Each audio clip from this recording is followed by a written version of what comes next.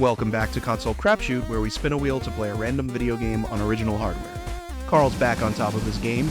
We've been playing some better games lately. Let's see what system he's got for us today. The Sega Master System. Alright, as always, we're going to play Master System games on my power base converter for my Genesis. That's how I've always done it. And we've got 117 games on the wheel for the Sega Master System. Wow, Afterburner. That's just about as classic a Sega arcade game as you can get.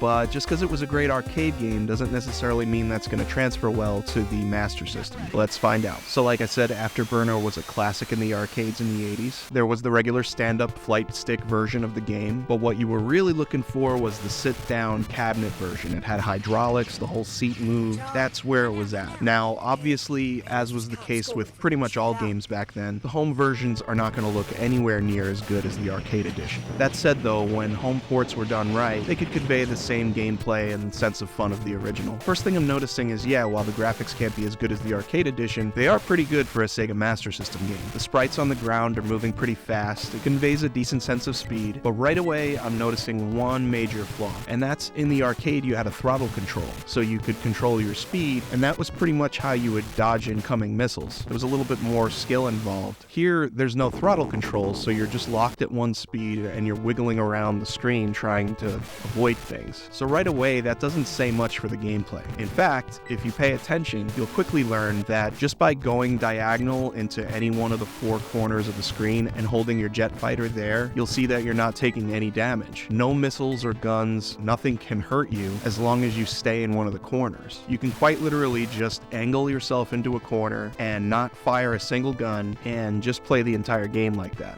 That's, pretty funny. Once you realize that, pretty much is going to ruin the entire game for you. I mean, what's even the point if you're going to come out from one of the corners to fight a little bit and you get shot down? You could just go back to one of the corners and stay there. Seems like very, very lazy game design to me. They probably realized that they had to get rid of the throttle mechanic, and that was so vital to the original design of the game and dodging missiles. So just let people go into the corner to dodge. Pretty bad. This is pretty difficult. There's these parts where you have to line yourself up with this refueling plane. I had a hard time with that, but other than gaining some points for doing it, there's no real negative effect for missing it. You don't actually run out of fuel or weapons. I will say the sound design and the music are pretty good. I mean, the bass lines in this music hit much differently in the arcade version, but that's to be expected for the time. Decent job there. And there are boss battles. That's pretty cool, but again, just stay in the corner and it can't hurt you. It isn't until stage 12 that the corner trick stops working. At that point, the game gets harder and you can no longer hide in the corners. But for 11 stages, you basically have to do nothing to get to that 12th stage. And then that 12th stage is really hard. I did not last long. Other than that, there's not much to say here. There's not much to talk about. This is very, very basic and bare bones. So I guess there's nothing left to do but to give a rating to Afterburner for the Sega Master System. Like I said, the graphics and the sound are pretty decent. I looked up reviews that came out at the time and they're all pretty positive. If you would have asked me as a child to review this, I